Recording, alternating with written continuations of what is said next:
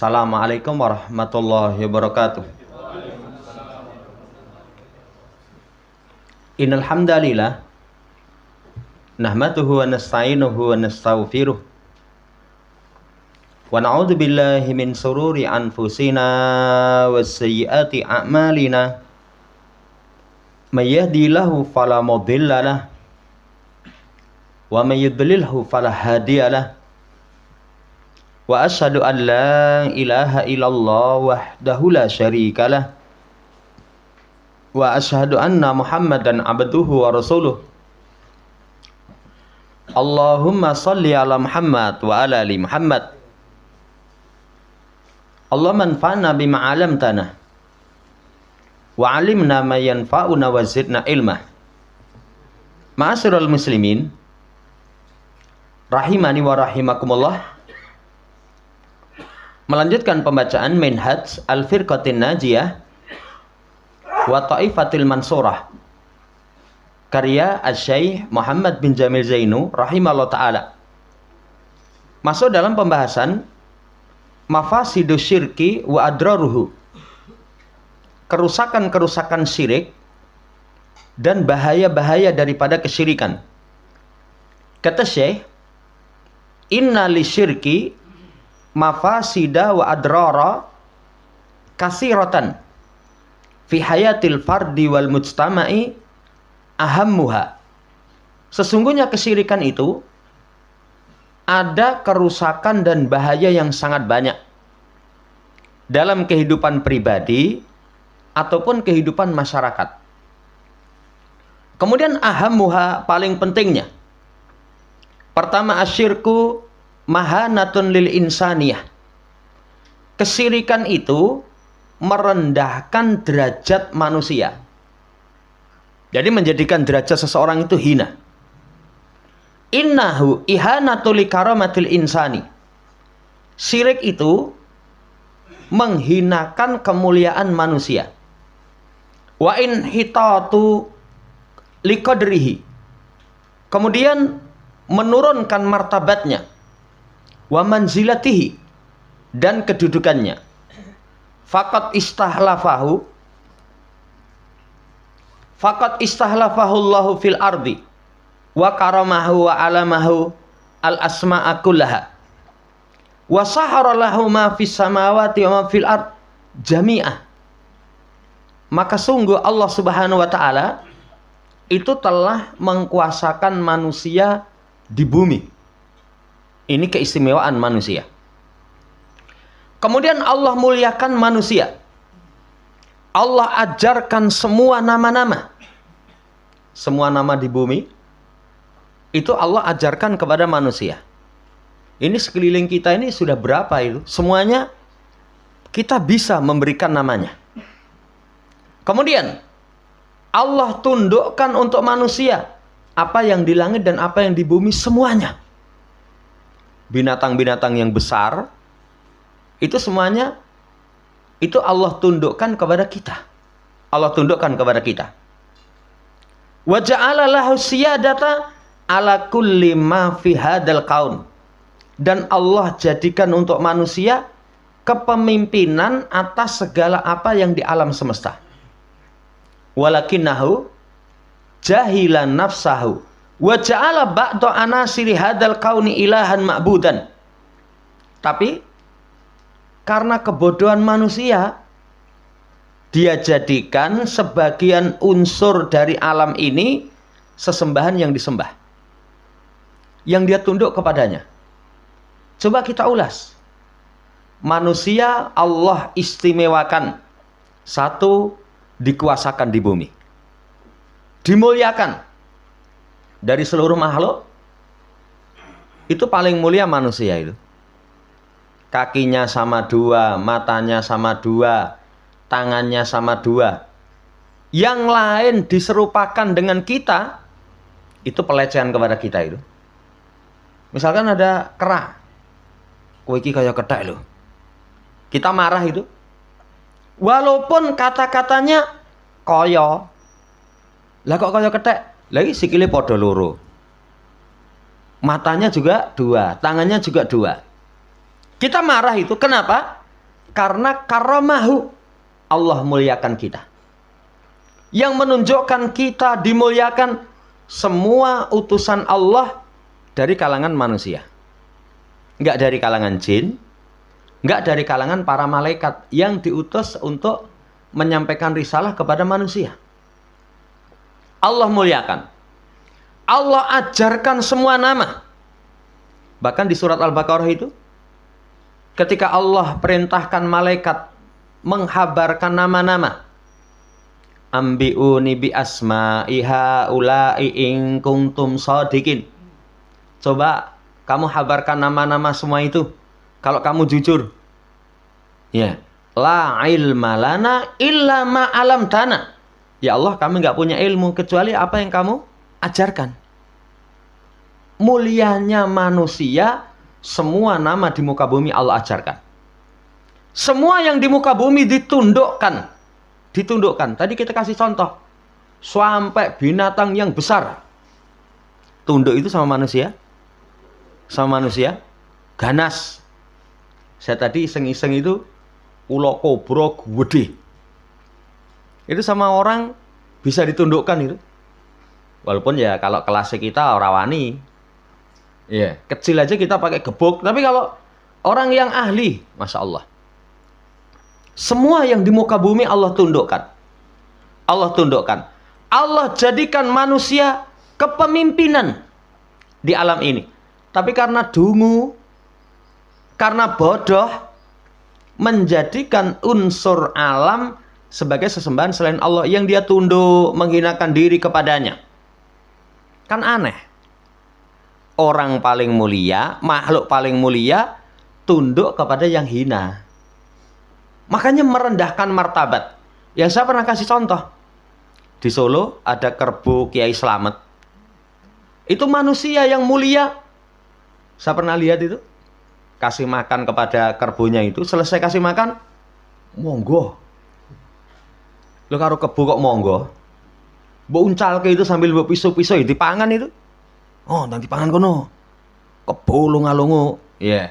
Tetap dipangan itu. Tapi kalau terjatuh dalam kesyirikan, menghinakan diri. Menghinakan diri. Ya. Maka ayo ihanatan lil insani. Aksara min ayyura ila yaumina hadha. Betapa banyak penghinaan kepada manusia yang lebih banyak. Yang sangat banyak untuk kita lihat. Sampai di masa sekarang.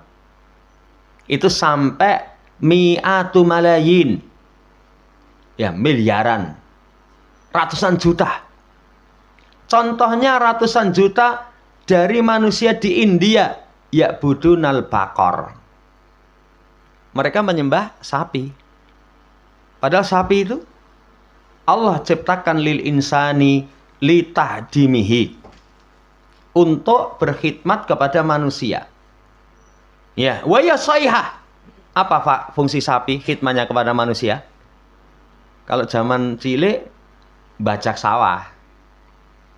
Bajak sawah, walaupun sekarang sudah nggak ada. Zaman dulu itu untuk zaman yang saya hormati sarana ngangkut barang. Kalau masih ingat, dulu sapi itu dinarik gerobak isinya buoto. Sapi ini gede-gede itu. Ini fungsi sapi untuk melayani manusia. Wa ya'kuluha wa hiya dabihah. Kemudian dimakan. Dan itu menjadi sembelian. Daging sapi. Ada keistimewaan itu dibandingkan dengan ya yang lain. Ya, bakso. Daging ayam sama daging sapi beda itu. Enak daging sapi. Pokoknya daging wedhus apa ada coba? Bakso daging wedhus. Jamaah yang saya hormati, sapi yang fungsinya Allah ciptakan untuk manusia menjadi makanan manusia. Di India itu ratusan juta mereka nyembah sapi. Saya lihat di video, sapi nguyuh itu nggak keramas itu. Jadi sapi ini nguyuh ning Arab, dia ning mburi itu nggo keramasan. Diyakini, wah ini barokah. Coba hina martabat mereka ketika mereka melakukan kesyirikan. Demikian pula summa tara ba'dal muslimin yaqufuna ala kuburil mauta wa yas'alunahum hajatihim wa hum ubaidun misluhum la yamlikuna li anfusim darra wala naf'ah. Kemudian kamu akan lihat sebagian muslimin iktikaf di kuburan orang yang mati. Kuburan orang yang mati. Ya, mereka minta kebutuhan mereka. Sementara orang yang mati itu Ubaid. Bukan Abdun, Ubaidun. Isim tasgir. Jadi hamba yang kecil. Orang itu kalau sudah mati, jangankan dikubur, mati belum dikubur aja, sudah nggak punya kemampuan apa-apa itu. Walaupun ketika hidupnya, wah itu loh mas, jagoan itu. Ya itu Solo Raya itu, wah kalau sudah ketemu dengan dia, gigrek misalkan. Tapi kalau mati, dioyeng-oyeng gitu, dinyai, gali mati kowe no.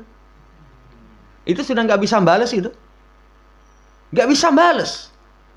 Apalagi sudah dikubur di kolong tanah, hancur. Saudara yang soroti, hamba yang lemah, nggak memiliki kemampuan menghindarkan madorot. Salah satunya bisa mati. Tidak bisa mendatangkan manfaat, tapi disembah. Tapi disembah. Wong urip sama wong mati, ya manfaat orang yang hidup. Manfaat orang yang hidup. Orang kalau masih hidup, Masya Allah, kemaslahatan, nilai, kebaikan masih dia bisa peroleh. Kalau mati, nggak bisa itu.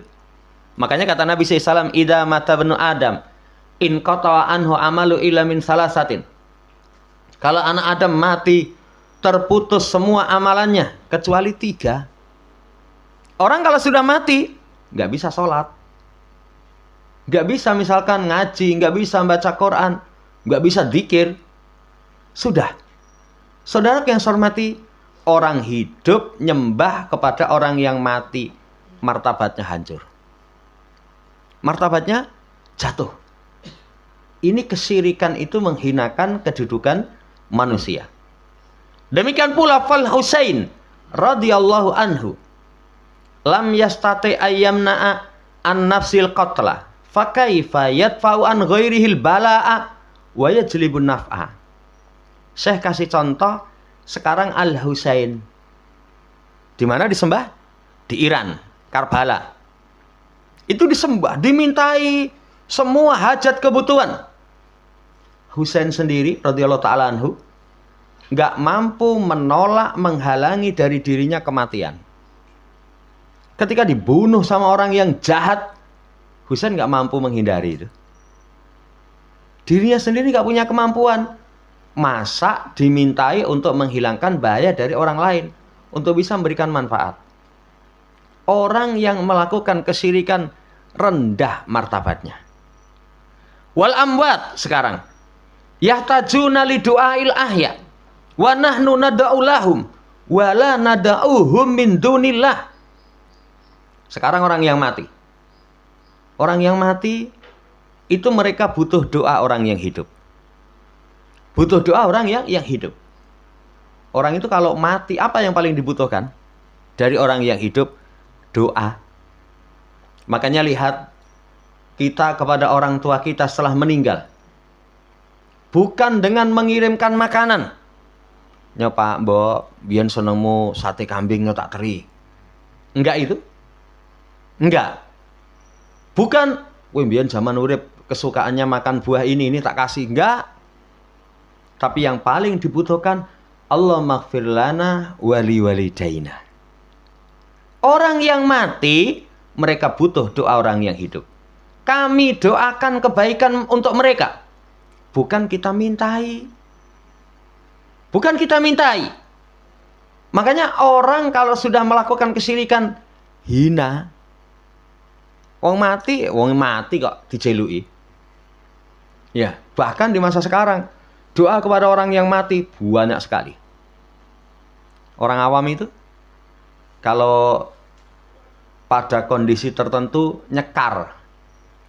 Nyekar itu bawa kembang ke kuburan. Ya, kalau di tempat kita kembangnya itu bukan hanya sidik, kembang setaman. Jadi setaman digawa kabeh. Ya, kemudian apa saudara yang saya hormati?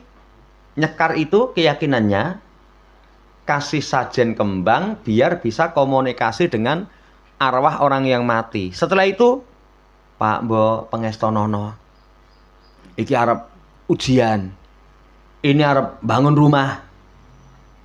Meminta kepada orang yang mati, syirik, hina. Hina. Kata Allah Subhanahu wa taala, "Walladzina yad'una min dunillah la yahlukuna syai'a wa hum yuhlakun. Amwatun ghairu ahya wa ma yash'uruna ayyana yub'atsun." Yang mereka seru selain Allah nggak bisa mencipta sesuatu. Mereka sendiri dicipta. Kemudian mati tidak hidup, tidak menyadari kapan dibangkitkan. Orang mati. Hina martabat orang ketika seorang melakukan kesyirikan. Dalam ayat yang lain, wa may yusyrik billah faka'annama harra minas sama fatahtafuhu tayru au tahwi bihi rih ila makanin sahiq. Siapa yang mensekutukan Allah, seakan-akan mereka itu dijatuhkan dari langit, kemudian disambar burung atau ditiup oleh angin ke tempat yang sangat jauh. Ke tempat yang sangat jauh. Coba silakan bayangkan. Dijiglokne ke langit. Sudah, wis orang kalau jiglokne ke langit ngeri itu. Lawang kita itu enggak, sudah peralatan komplit. Kita sendiri rawani kadang. Pak pesawat baru nanti tak kasih parasit, kamu turun, anjlok. Nggak berani itu. Saudara yang saya hormati, ini jatuh dari langit, nanti disambar burung, nanti ditiup angin ke tempat yang sangat jauh.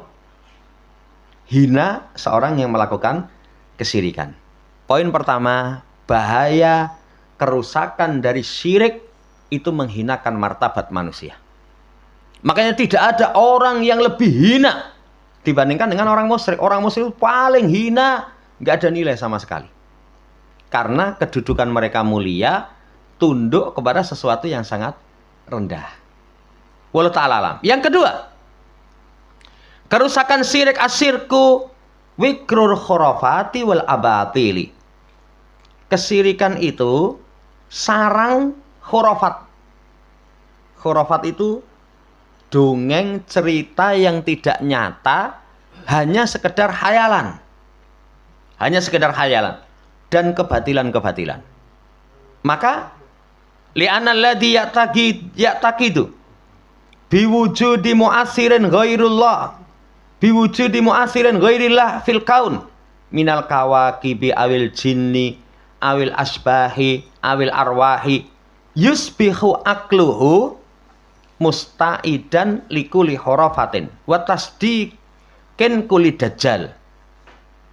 Karena orang kalau meyakini ada yang bisa memberikan pengaruh selain Allah di alam. Contohnya bintang. Kan kalau orang punya keyakinan bintang itu memberikan pengaruh terhadap kejadian di alam. Padahal kalau orang punya keyakinan seperti itu keliru. Fungsi bintang itu cuma 3. 1, walaqad zayyana sama'ad dunya bimasabih. Pertama, hiasan langit. Yang kedua, rujuman lisyayatin, pelempar syaitan. Yang ketiga, petunjuk arah. Kalau orang dalam kondisi tersesat. Orang musyrik punya keyakinan bintang-bintang. Makanya dalam hadis, ketika malam hari hujan, esu'e ngomong, mutirna binau'in kada wa kada. Kami diberi hujan dengan bintang ini dan bintang itu. Itu kata Allah, sungguh kafir kepadaku iman kepada bintang-bintang. Orang kalau punya keyakinan bintang, ya itu memberikan pengaruh, nanti yang ada khurafat. Wis hati-hati mas. Lah kenapa? Itu lintang kemukus wis metu itu. Itu alamat itu. Ini bintang. Yang kedua, jin memberikan pengaruh dengan sendirinya tanpa pertolongan Allah. Tanpa izin Allah Subhanahu wa ta'ala tanpa izin dari Allah. Itu sarang khurafat itu. Hidupnya dibayang-bayangi dengan takut. Wah, wit gede kono kayak ono sing nunggu. Makanya kalau lewat situ hati-hati. Ojo ndudang-duding nanti tanganmu ciker katanya. Dibayang-bayangi keyakinan khurafat. Sesuatu yang tidak nyata. Hanya sekedar hayalan. Lewat di satu tempat. Hati-hati loh mas. Lewat situ tuh kalau enggak din-din. Itu nanti mobilmu macet, kecelakaan. Ini sarang khurafat. Itu karena ada keyakinan yang bisa memberikan pengaruh di alam selain Allah Subhanahu wa taala. Kemudian asbah, hantu, bayangan-bayangan. Orang kalau punya keyakinan kesyirikan nanti kental seperti itu. Padahal kalau orang ngaji itu jin. Kan yang menjadikan kita takut dengan bayangan-bayangan itu dua. Satu memang bayangan beneran, yang kedua memang jin. Kalau bayangan, wah aku udah ingin lewat kono itu. Ya, ono sing krusek-krusek itu ternyata dhuwur. Teribanya apa? Godong gedang garing. Ya, cuman ternyata hayalan saja. Yang kedua, kadang pengaruh jin. Pengaruh jin dengan asbah, dengan hantu, itu kehidupannya senantiasa dibayangi rasa takut. Demikian pula, jamaah hormati roh-roh. Ya, roh-roh. Itu juga nanti menjadi sarang khurafat. Sarang khurafat. Sehingga akalnya itu mempersiapkan setiap khurafat membenarkan semua dajjal pendusta. Kalau satu masyarakat kental kesyirikan, kata Syekh, wa bihada yaruju fil mujtama'i syirka bida'atal kahanati wal arafin wa saharati wal munajjimin wa asbahihim mimman yada'una ilmal ghaibi alladzi la ya'lamuhu illallah azza wa jalla. Kalau di satu masyarakat itu syirik kental, yang laris dagangan dukun. Maka lihat nanti. Kalau masyarakat kesyirikannya kuat, dukunnya sing laris. Walaupun dukun di masa sekarang nggak seperti dulu. Kalau dukun seperti dulu, wis rambutnya awut-awutan, kukune ireng-ireng, klambine ireng-ireng. Pokoknya reget lah. Tapi kalau dukun di masa sekarang, klambine putih, serbanan, jubahan. Jenenge bukan Mbah Dukun, Mbah Gus Yai. Ya, itu bahasanya seperti itu. Tapi lihat, nanti dagangannya persis. Kalau dukun jimat, niki senes jimat. Niki, nggih. Kertas suci kami kasih doa-doa tulisan Arab. Bareng diwaca ternyata jimat. Kalau jimat dahulu tulisannya basa Jawa, kalau sekarang tulisannya bahasa Arab. Nah, saya kalau ketemu, wah itu mosok jimat tulisannya bahasa Arab. Ya saya ngomong, dukun Arab ya tulisannya Arab. Dukun Arab kan nulis Jawa? Ya nggak mungkin bisa, no. Nggak mungkin bisa. Kalau dukun Jawa, wah niki enten rewangane, enten rewangane. Kalau bahasa mereka itu diasmai. Niki enten khodam. Lah khodam karo rewang itu apa bahasa bedane? Rewang itu bahasa Indonesia, kalau khodam bahasa Arab. Ini ono khodame, ono pelayane. Sama hormati hati-hati ini.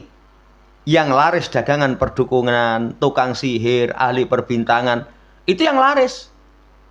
Yang mereka itu mendakwa tahu perkara yang gaib, yang tidak diketahui kecuali hanya Allah. Kama yusyi'u fi misli hadal mujtama'i ihmalul asbab wasunanul kauniyah.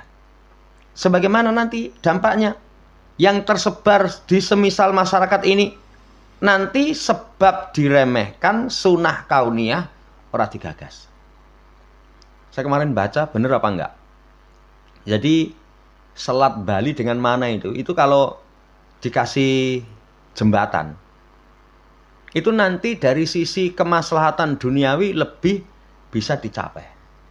Tapi karena keyakinan khurafat, neng kono itu ono nogone katanya.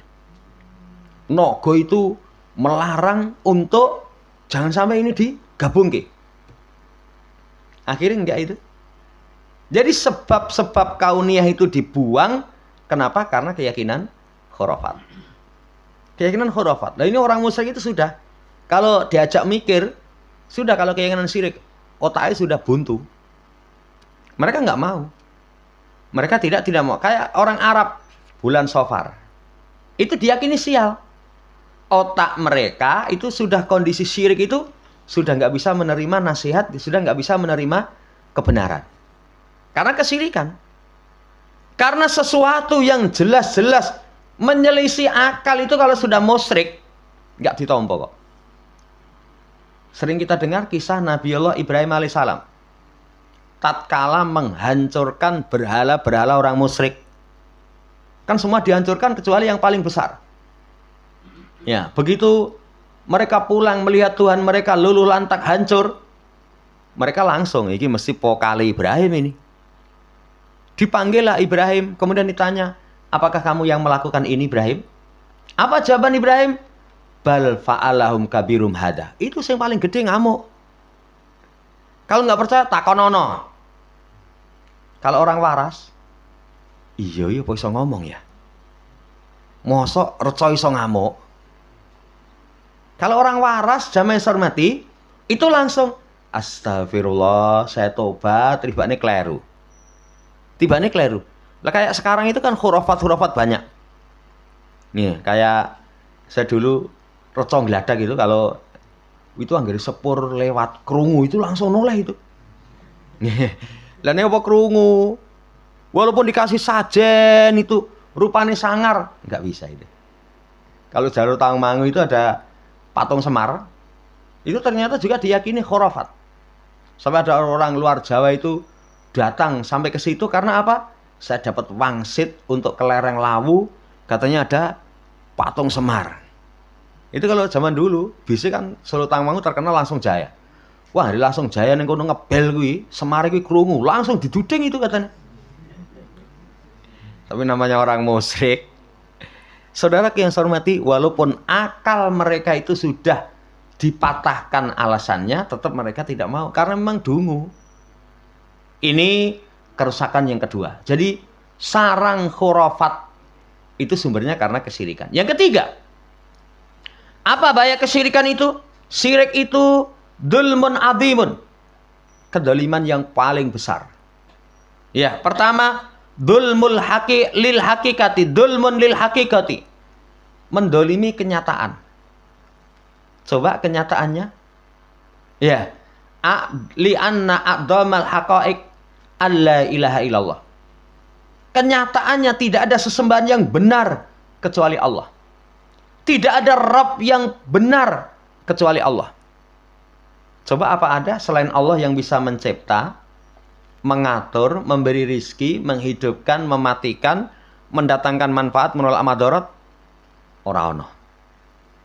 Bahkan dalam Quran itu, kalau memang selain Allah memiliki sifat rububiyah, kon gawe seekor lalat. Iya. Nyamuk, bikin nyamuk.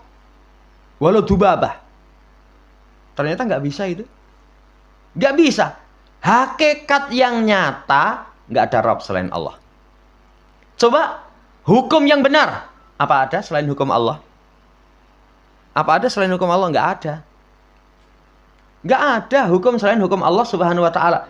Hukum selain Allah, itu kadang curang, nggak ada keadilan. Bahasa orang itu tajam ke bawah, tumpul ke atas. Tumpul ke atas. Rekoso banget itu. Saudara yang saya hormati, ini kenyataan. Silahkan tanya kepada orang-orang awam itu. Termasuk hukum yang di negeri kita. Wah, sudah. Korupsi pirang triliun itu dihukum misalnya cuma berapa tahun. Makanya kadang orang korupsi, lumayan mas, nang penjara sekian tahun. Yes. Wis ongkang-ongkang nanti metu isih duwe celengan. Isih duwe celengan. Tapi kalau orang misalkan nyolong apa kemarin? Singkong atau apa itu? Itu aja dihukum pirang ini, padahal nyolongnya kaliren. Saya pernah itu nemuin ada seseorang itu tinggal mati. Oh enggak. Jadi bapak ibunya itu pisahan. Sing ibuke gandrung dengan laki-laki, sing bapake minggat golek bojone itu. Lah dia paling gede itu seumur piro belasan. Adiknya cili-cili ditinggal kaliren. Ya. Akhirnya apa? Nyolong pohong. Nah kalau orang kepepet kayak gitu, apalagi nggak ada kepedulian dari sekitarnya, kan harusnya dimaklumi. Ya wis les mek kono. Nanti kalau entek kono isih kono. Oh jembuk dol. Dadi gur dipangan ini. Ini saudara yang saya hormati, ada hukum yang lebih baik dari hukum Allah. Walakinnal musyrika, akan tetapi orang musyrik menjadikan selain Allah sebagai sesembahan. Mereka inginkan hukum dari selain Allah Subhanahu wa taala. Hukum selain Allah itu sudah welepol. Nggak ada keadilan, nggak ada kebaikan. Iya, makanya syirik itu mendolimi kenyataan. Makanya kalau orang mensekutukan Allah, coba tanya, kok kamu nyembah selain Allah itu memang layak selain Allah sebagai Tuhan? Nggak ada yang layak sebagai Tuhan. Kalau nekat, ya sing digawe ndi? Malah justru yang mereka sembah itu mereka sendiri yang bikin. Makanya sahabat itu pernah selesai sholat itu mesam-mesem. Ditanya, ngopo mesam-mesem? Satu kelingan zaman jahiliyah. Gawe reca sangka panganan. Setelah jadi disembah, setelah bar disembah dipangan. Lah kalau orang waras, iki sing gawe aku dhewe, tak sembah. Setelah tak sembah, Tuhane badok wae. Maksud Tuhan dipangan itu. Saudaraku yang saya hormati, dolim kepada kenyataan. Yang kedua, dulmun lin nafsi, mendolimi diri sendiri. Tadi sudah panjang lebar. Karena orang musyrik menjadikan dirinya hamba bagi makhluk semisalnya atau bahkan lebih rendah. Yang Allah ciptakan kita merdeka, tapi ternyata tunduk kepada selain Allah. Dolim kepada diri sendiri. Yang ketiga, dolim kepada yang lain. Karena seorang yang mensekutukan Allah dengan selainnya, itu memberikan hak kepada yang bukan haknya. Orang kalau nggak punya hak diberi hak, nanti kan dolim kepada orang lain. Nyomas, iki PN panganan. Gone sapa? Gone wong kae. Weh, kowe iki berarti nyekoki saya barang haram. Mendolimi saya kamu. Barang haram kamu kasihkan kepada saya. PN panganan, wong ditundakane kok. Ibadah itu hanya Allah. Ketika diberikan kepada selain Allah, berarti dia telah mendolimi kepada yang lain. Makanya Luqman menasihati anaknya, ya bunayya la tusyrik billah, inna syirka la dzulmun adzim. Anakku, jangan berbuat syirik, karena syirik itu merupakan kedoliman yang besar. Ini dulu, nanti masih ada 1, 2, 3, 4 poin. Kita akan baca di pertemuan akan datang. Wallahu ta'ala alam, semoga Allah Subhanahu wa taala hindarkan diri kita dari segala bentuk kesyirikan, sehingga bahaya dan kerusakan yang ditimbulkan Allah hindarkan dari kita. Allahumma amin. Subhanakallahumma rabbana bihamdika asyhadu an la ilaha illa anta astaghfiruka wa atubu ilaik. Assalamualaikum warahmatullahi wabarakatuh.